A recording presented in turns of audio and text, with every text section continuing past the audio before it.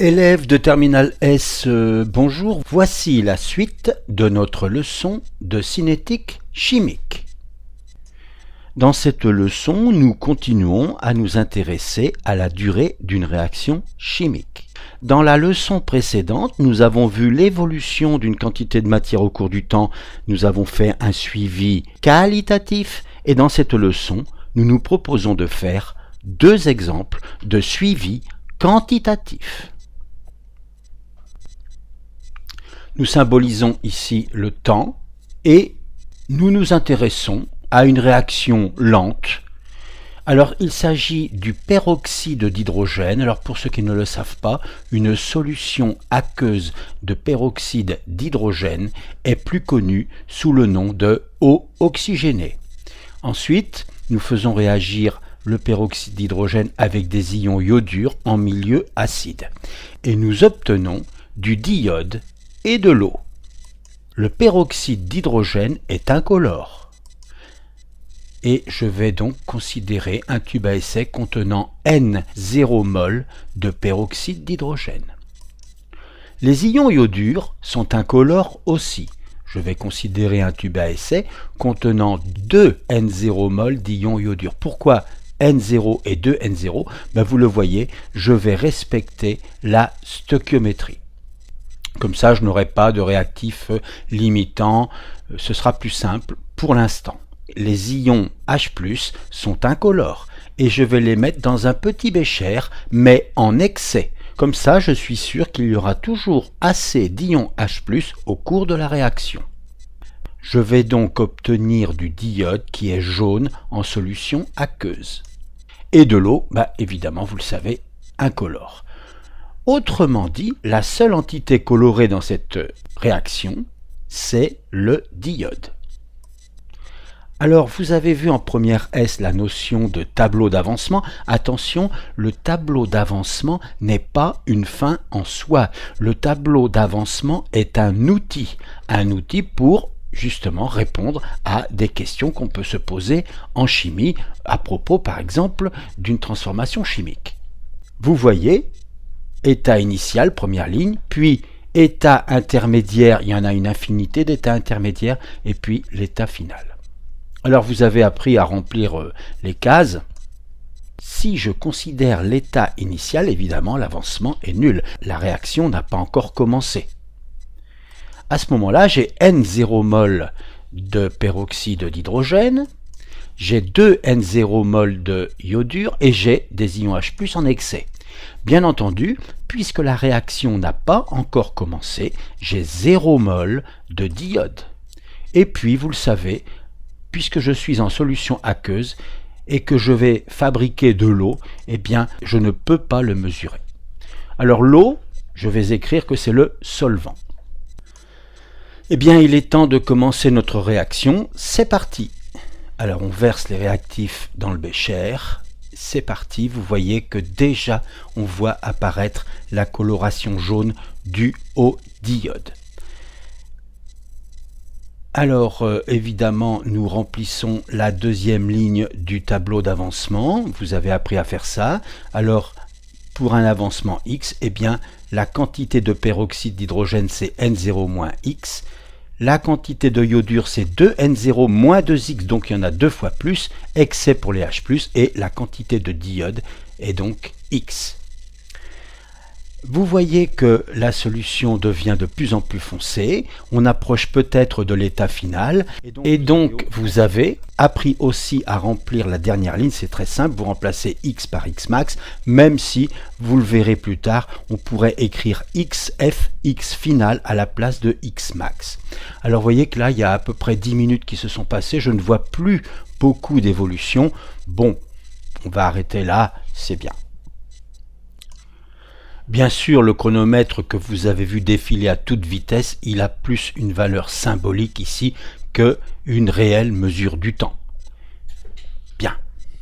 Une dernière remarque enfin sur le tableau d'avancement. En première S, quand vous avez étudié le tableau, on ne vous l'a pas dit, mais implicitement, il y avait cette idée que le système avançait au cours du temps, bien sûr. Donc il y avait déjà sous-entendu une idée de cinétique chimique. Nous réalisons maintenant un suivi quantitatif, c'est-à-dire chiffré, par spectrophotométrie de la réaction précédente, c'est-à-dire celle qui produit du diode. Alors c'est parti, top chrono. Vous voyez que la solution jaunit déjà. Je me dépêche de poser les tubes à essai et prendre une pipette en plastique et je prélève sans précipitation un peu de solution que j'introduis dans une cuve à spectrophotomètre. Voilà. Bien sûr, maintenant je mets la cuve dans le spectrophotomètre. La réaction continue à se faire dans la cuve. Je n'ai plus rien à faire que lire l'écran. Top! À 35 secondes, je viens de lire sur l'écran une absorbance de 0,49. Vous savez pourquoi j'ai écrit 0,0? C'est parce que j'ai fait préalablement le blanc. Lorsqu'il n'y avait pas encore de diode, évidemment, l'absorbance était nulle. Eh bien, je suis prêt pour lire à nouveau l'écran à top égale 60 secondes. Voilà, je lis 0,72 pour l'absorbance. À ce stade, j'arrête le chrono, évidemment, c'est artificiel, pour vous dire que maintenant, on va aller plus vite, parce que maintenant, par exemple, toutes les 30 secondes, je vais lire l'écran et noter les résultats. Alors voilà donc les résultats. Alors ça va très vite. Et une fois que j'aurai tous mes résultats, j'utiliserai régressi en portant en ordonnée l'absorbance et en abscisse le temps. Et voilà le profil que j'obtiens. Je vois que l'absorbance, lorsque t tend vers l'infini, tend vers une valeur constante et donc il y a une asymptote. Et donc maintenant, j'ai tracé la courbe qui passe au mieux près des points et voilà le profil obtenu. Vous voyez que l'évolution de la réaction est difficilement perceptible à partir de 270 secondes à peu près. Et donc on peut considérer que la durée de la réaction tourne autour de cette valeur, peut-être 300 secondes ou 330, cela dépend de la précision que l'on veut. Mais au bout de 300 secondes, par exemple, on a bien du mal à voir le système évoluer de façon perceptible. Voilà, vous voyez que là j'ai arrêté le chrono parce que justement la solution n'évolue plus, la solution est très foncée, c'est la même chose dans la cuve, ici mon bécher c'est un témoin, c'est le témoin de ce qui se passe à l'intérieur du spectrophotomètre.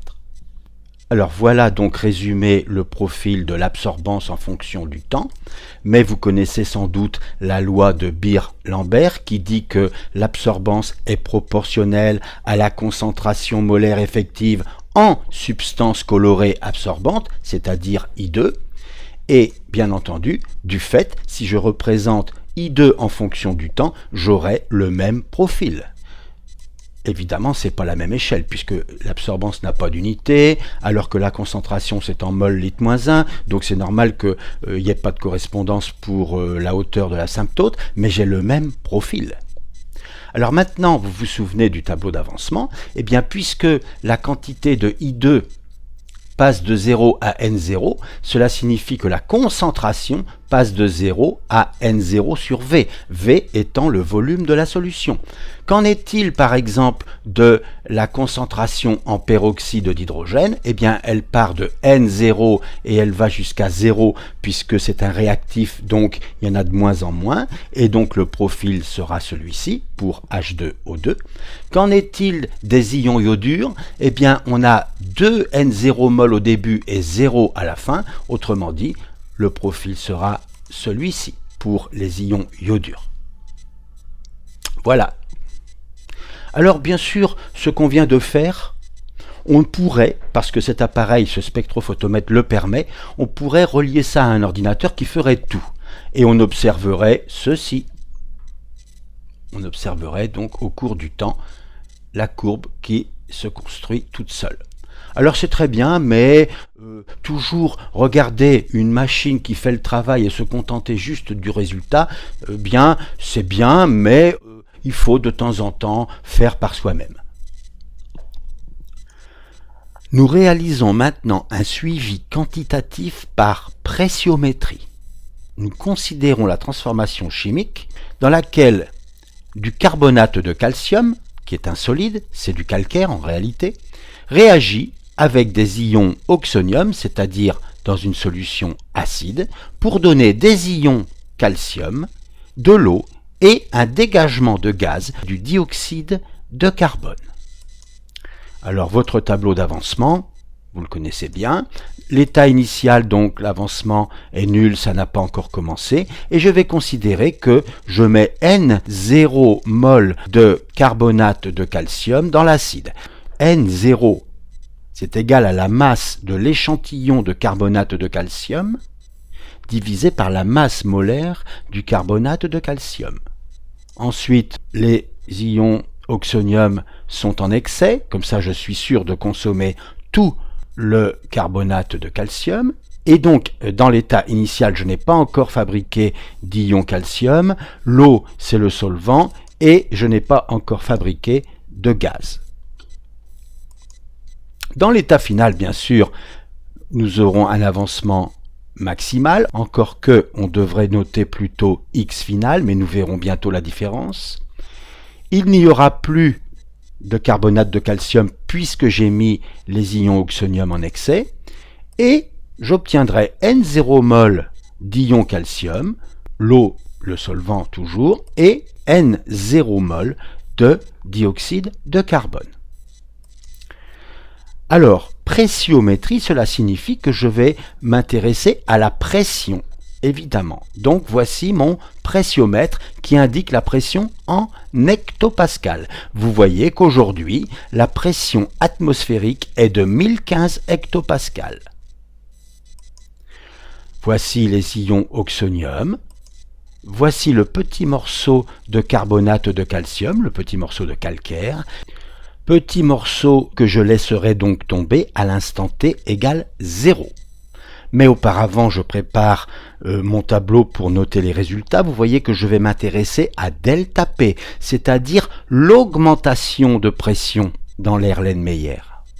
Je travaille également avec régressie. L'augmentation de pression delta P, ce sera donc la pression lue ici sur l'appareil, moins la pression atmosphérique qui est de 1015. Donc à chaque fois que je lirai une valeur, je soustrairai 1015. Il n'y a plus qu'à laisser tomber le petit morceau de calcaire. Top! Je referme immédiatement l'Erlenmeyer, j'observe un dégagement gazeux et une augmentation de delta P, dont je reporte les valeurs en fonction du temps à l'aide de régressie. J'observe que le profil de la courbe qui se construit actuellement ne m'est pas inconnu. J'attends un peu. Et vous voyez qu'au bout d'une durée d'environ 500-600 secondes, j'ai l'impression que le système n'évolue plus beaucoup. En effet, à 700, j'obtiens 99, donc j'ai une asymptote qui se trouve vers 100 hectopascales et j'ai tracé la courbe en essayant de passer au plus près des points et je reconnais le profil que j'avais obtenu avec le suivi quantitatif par spectrophotométrie par exemple. Résumons. Voilà le profil de delta P en fonction du temps, mais c'est une propriété des gaz. Le delta P, l'augmentation de pression, est proportionnelle à la quantité de CO2 qui est produit. Donc, le profil de la quantité de CO2 en fonction du temps est évidemment identique. La quantité de CO2 valait 0 au début et N0 mol à la fin, donc l'asymptote c'est N0 mol. En ce qui concerne les ions calcium, c'est la même chose, on part de 0 et on va jusqu'à N0. Autrement dit, la courbe représentant la quantité d'ions calcium en fonction du temps est confondue avec celle représentant la quantité de CO2. Voilà. Quant à la quantité de carbonate de calcium, elle part de N0 et elle se termine à 0. Autrement dit, nous obtenons ceci. Et bien voilà, la leçon est terminée. Nous nous revoyons bientôt pour la notion de temps de demi-réaction. À bientôt!